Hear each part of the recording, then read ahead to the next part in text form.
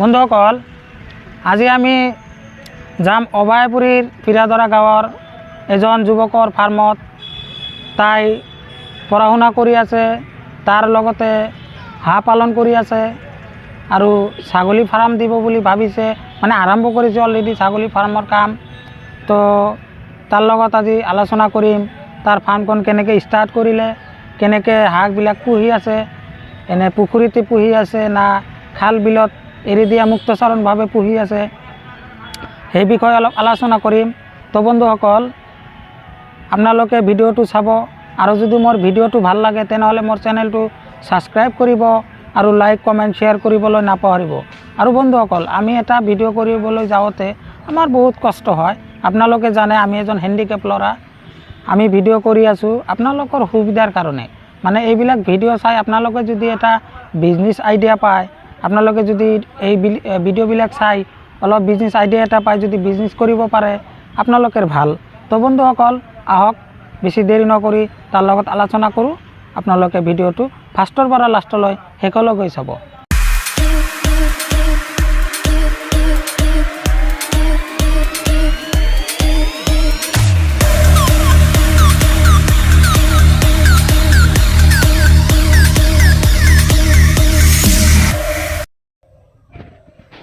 তো বন্ধুসকল, আজি আমি আহি উপস্থিত হৈছোঁ চৈদুৰৰ ঘৰত।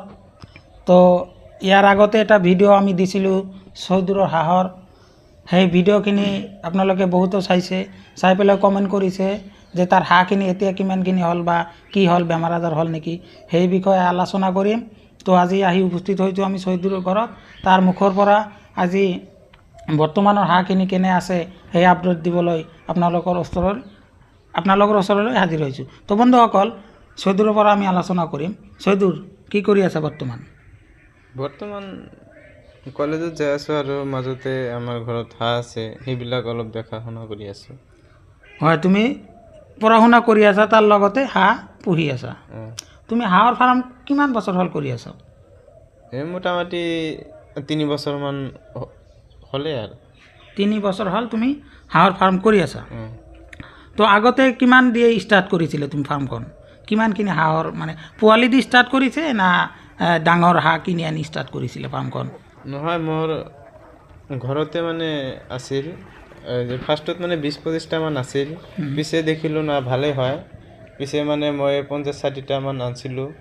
মানে ঘৰতে 15-20টা হাঁহ আছিল, তাৰে পৰা হয়তো পোৱালি কণী উমনি দি পোৱালি জগাই পেলাই পুহিছে, পিছত চালে যে ইয়াতে ভালে এটা লাভালাভ আছে, সেইকাৰণে তুমি অলপকৈ মানে লাহে লাহে ডাঙৰ কৰিবলৈ আৰম্ভ কৰিলা। তে এতিয়া বৰ্তমান তোমাৰ হাঁহ কিমান আছে? এতিয়া মোৰ 300মান হ'ব। এতিয়া 300টা হাঁহ আছে। তো এই হাঁহখিনি বয়স কিমান হ'ল? বয়স আজি 2 মাহ 2-3 দিনমান হ'ল। আজি 2 মাহ 2-3 দিন হ'ল। তো এই হাঁহবিলাক আছে মানে এক চাইজৰ নহয় নেকি? নহয়, মানে আপোনাৰ হেৰি 10-12 দিন মানে হেৰি আছে কেইটামান, মানে 10-12 দিনৰো পোৱালি আছে। তো এই পোৱালিখিনিক তুমি এতিয়া কি খুৱাই আছা? দানা হিচাপত কি ব্যৱহাৰ কৰি আছা? আমি দানা আৰু ধান আৰু আপোনাৰ চাউল দি আছোঁ, আৰু আপোনাৰ এনেতো বৰ্তমান মানে বেছি পাথৰতে খায়। মানে আপোনাৰ হাঁহখিনি তুমি এৰাল দি ৰাখা আৰু দানা কিমান কি দি আছা? দানা দি আছা, ধান দি আছা আৰু চাউল দি আছোঁ। চাউল, এই মানে বগা চাউল। তো এতিয়া হাঁহত ধৰক কিমানটা ক'লে হাঁহ আছে? মোটামুটি 285টামান হ'ব। 285টামান। তো পাৰ ডে তোমাৰ দানা কিমান যায় আছে? তো তুমিতো এনে আমি দেখা পাইছোঁ যে তুমি পথাৰত এৰি দিয়া, তাৰপিছত ৰাতিপুৱাত এৰি দিয়া, আকৌ সন্ধিয়া হ'লে লৈ আহা। তো ইয়াৰ মাজতে তোমাৰ দানাখিনি কিমান যায় আছে দিনত? প্ৰায় নগৈ বুলি কোৱা যায়, মানে আপোনাৰ তথাপিও 2-2.5 কেজিমান যায় মাত্ৰ। তো বন্ধুসকল, চৈদুৰৰ হাঁহখিনি 285টা হাঁহ আছে, তাৰে পৰা মোটামুটি 2.5 কেজি 3 কেজিমান দানা যায়। তেনেহ'লে আপোনালোকে চিন্তা কৰক তাই কিমান প্ৰফিট হৈ আছে তাৰ, কিয়নো তাৰ চাৰিওফালে বহুত বিলৰ নিচিনা জেগা আছে, তাতে শামুক আছে, তাৰপিছত গুড়া মাছ আছে, তাৰপিছত এই বহুতো ঘাঁহ বন আছে, সেইবিলাক খাই তাৰ হাঁহখিনি ডাঙৰ হৈ আছে। ধৰক সিহঁতে হাঁহ যেনে পুহি আছে এনেকুৱা জেগা সকলোৰে নাই। যদি থাকিলে হয় তেনেহ'লে সকলোৱে এনেকুৱা লাভালাভ হ'ব পাৰিলে হয়। কিন্তু যিবিলাক মানুহে মোলৈ প্ৰশ্ন কৰি থাকে যে মই আবদ্ধ কৰি কেনেকৈ হাঁহ পালন কৰিম, চৌধুৰীৰ পৰা সেই আলোচনাটো আজি শুনিম। তো কোনোবাই যদি এই হাঁহটো আবদ্ধভাৱে মানে পুখুৰী আৰু ঘৰ এনেকৈ যদি পুহিব পাৰে না নাই এনেকুৱা চিষ্টেমত? পাৰিব পাৰিব। এইটোত লাভালাভ হ'ব না নাই? হ'ব। হ'ব। এইটো মানে কি হাঁহৰ যে প্ৰফিট বহুত হয়। আপোনাৰ যদি আপুনি যে পুখুৰীত যে আবদ্ধভাৱে পোহে তেনেহ'লে আপোনাৰ লাভটো অলপ কম হয়। হয় হয়। মানে এতিয়া তুমি যেনেকৈ ৰাখি আছা এনেকৈ পুহিলে তোমাৰ গোটেইখিনি লাভে হ'ব মোৰ। গোটেইখিনি লাভেই হয়। তো তুমি যেনেকৈ পুহি আছা 100টা হাঁহত এনেকুৱা চাইজত মানে এৰাল দি ৰাখিলে তাতে খৰচ কিমানমান আহে?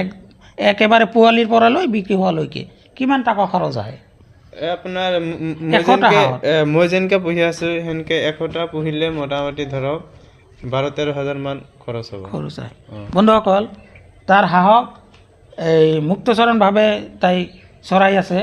এনেকুৱা চিষ্টেমত হাঁহ পুহিলে তাৰ 100টা হাঁহত 10,000 পৰা 12,000 টকা খৰচ আহে। আৰু তুমি বিক্ৰী কৰা কিমান টকা? এই আপোনাৰ 450 মান, 400 450 পিচ? অঁ। তেনেহ'লে 400 টকা পিচ। 400 টকা পিচ হ'লে 100 হাঁহৰ 40,000 আৰু আপোনাৰ 450 টকা পিচ হ'লে 100 হাঁহৰ দাম 45,000। তো তাই 12-13 হাজাৰ টকা খৰচ কৰি আছে আৰু 40,000 পৰা 45,000 টকা তাই বিক্ৰী কৰি আছে। তো এই হাঁহ ফাৰ্মৰ লগত তুমি যে এতিয়ালৈকে জড়িত আছা, তুমি পঢ়া শুনাও কৰি আছা প্লাছ হাঁহ পুহি আছা, ঘৰতে দেখা পালোঁ ছাগল পুহি আছা। তো এইবিলাক পঢ়া শুনা কৰি এইবিলাক সময় পোৱা যায় নে নাই? পোৱা যায়। এইবিলাকত ইমান সময় নালাগে।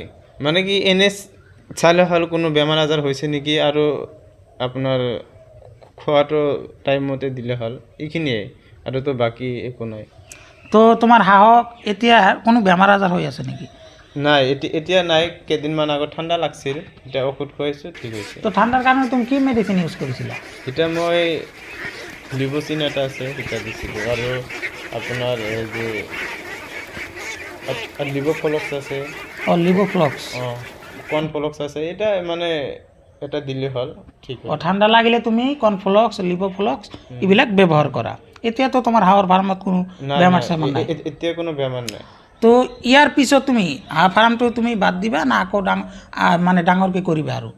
আৰু ডাঙৰকৈ কৰিম। এতিয়াতো মানে 250টা মান আছে। ইয়াৰ পিছত মোটামুটি 500 মান হ'ব। ইয়াৰ নেক্সট বেচত 500টা মান হ'ব। তো বন্ধুসকল, তাই কিন্তু হাঁহত ভালে এটা লাভালাভ পাইছে।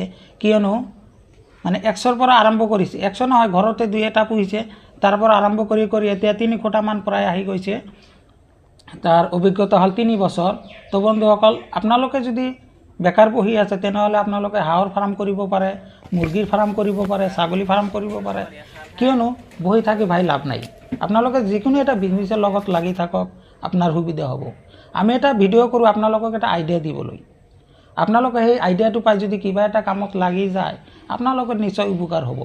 তো বন্ধুসকল, আজি চৌধুৰীৰ মুখৰ পৰা যিখিনি তথ্য ল'লোঁ আপোনালোকে নিশ্চয় উপকৃত হৈছে।